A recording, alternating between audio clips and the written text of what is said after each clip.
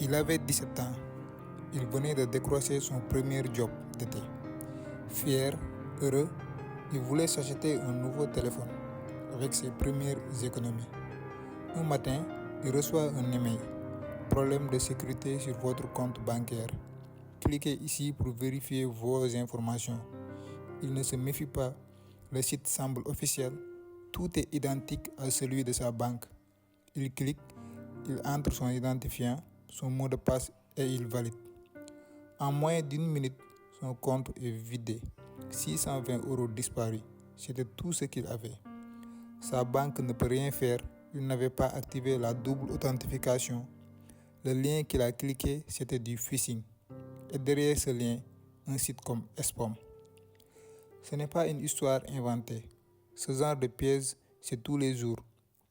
Des gens perdent leur argent, leur identité, leur accès à leur compte. Et ça peut arriver à n'importe qui. À ta petite sœur, à ton oncle, à ta voisine ou à toi. Aujourd'hui, je vais vous montrer comment des sites comme Espom permettent à n'importe qui de créer un lien de phishing en quelques clics. Pas pour vous apprendre à voler, mais pour que vous sachiez, pour que vous compreniez, pour que vous ne tombiez pas dans le piège. Parce que la vérité, c'est que le phishing ne fait pas que voler des mots de passe. Il vole la confiance, il vole la sécurité, il vole parfois des vies entières. Alors restez avec moi. Ce que vous allez voir est simple, mais terrifiant. Aujourd'hui, je vais tenter de vous montrer comment ces hackers créent des faux liens pour tenter de dérober des comptes bancaires, des, des, des identifiants d'un réseau social, c'est-à-dire Facebook, Instagram ou autre. Tout d'abord, il faut aller dans Google. Une fois ici, on clique sur Espom, SP0M. Ensuite, on va cliquer. Voici le site avec le logo d'Anonymous, qui est le premier site en haut. On va cliquer là-bas. Une fois entré dans l'interface du site, vu que moi j'étais déjà connecté dans le site, je vais alors me déconnecter. Avant de faire ça, on va mettre le site en français. Il est actuellement en anglais. On va cliquer sur English, ensuite français, puis je vais me déconnecter. Déconnecter. Alors regardez bien. Voici l'interface du site. Ici, on voit là où on a écrit s'inscrire maintenant. À gauche, on a écrit s'identifier. À droite, on a écrit inscription. Pour des gens comme moi qui ont déjà eu un compte, ils vont juste cliquer sur identifier. Pour un nouveau, il va cliquer sur inscription. Une fois cliqué, il va mettre ses identifiants, c'est-à-dire nom d'utilisateur. Il peut mettre n'importe quel nom. Martin, Ludovic, Boris, n'importe quel nom. Une fois qu'il clique sur ici nom d'utilisateur, il va mettre son nom, ensuite une adresse mail. Il va ajouter un mot de passe, puis confirmer le même mot de passe. Ensuite, c'est terminé. Maintenant, je vais entrer dans le site pour vous montrer l'essentiel. Je vais cliquer sur connecter. Ensuite, je vais mettre mes identifiants.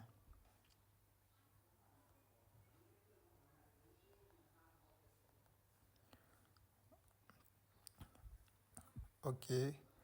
Voici l'interface du site. C'est ici qu'il crée les liens, les faux liens qu'il envoie pour dérober les comptes bancaires ou même des sites internet. Pour ce faire, on va cliquer sur les trois traits horizontaux qui sont en haut à gauche. On voit une sorte de liste. Ici, on va cliquer sur page privée. Ensuite, sur créer. On va mettre le nom du site, du faux lien qu'on va créer. Exemple, si je veux créer un faux site Facebook, je vais écrire ici Facebook.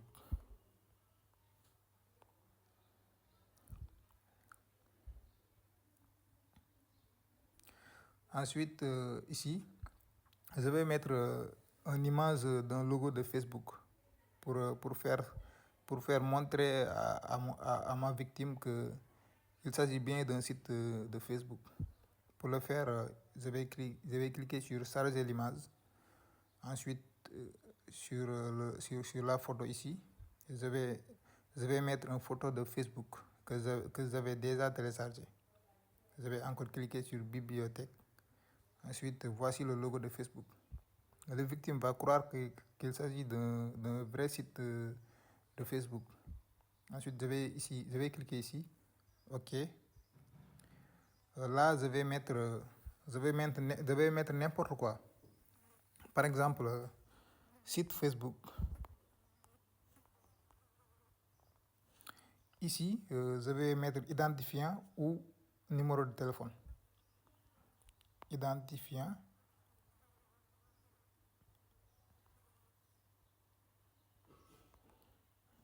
Identifiant ou numéro de téléphone.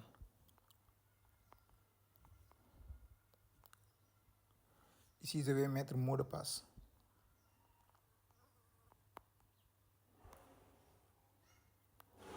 Ici, je vais mettre connecté.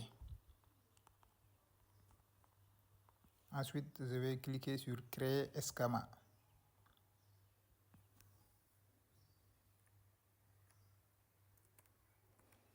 OK. Maintenant, c'est fait. Je vais essayer de chercher le lien que je viens juste de créer. Je vais encore aller en haut et cliquer sur les trois traits horizontaux qui sont en haut. Je vais aller dans lien. OK. Voici les faux sites que j'ai créés. Voici le dernier site que j'avais créé qui est ici en haut. Dès que je clique sur le site ici, je vais copier, ensuite je vais le coller, puis l'envoyer à mon victime. Ok, maintenant je l'ai copié. Je vais aller sur WhatsApp. Je vais tenter de l'envoyer à une victime. Par exemple ici, je vais le coller.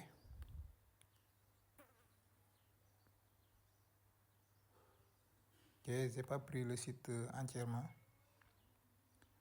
Je vais copier tout le site. On va pas laisser. On va copier tout. Ok. Ensuite, on va retourner sur WhatsApp. On va le coller ici. Et en haut, on va écrire quelque chose pour faire croire à la victime qu'il s'agit bien d'un site Facebook. Exemple, je vais écrire ici l'anniversaire de Martin. L'anniversaire de Martin. Ensuite, je vais l'envoyer. Dès qu'il voit ça, il va penser qu'il s'agit bien de l'anniversaire de Martin et il va cliquer sur le lien. Et c'est fait. C'est simple et efficace. Ok, voici comment en quelques clics un simple site comme Espom peut créer un lien capable de voler des vies numériques. Ce n'est pas compliqué, ce n'est même pas caché. C'est accessible à tout le monde et c'est ce qui rend ça dangereux, ce qui rend ça si dangereux. Des milliers de personnes chaque jour cliquent sur ces liens sans se douter de rien, parce qu'ils sont fatigués, pressés, distraits, parce qu'ils font confiance et en une seconde ils perdent tout.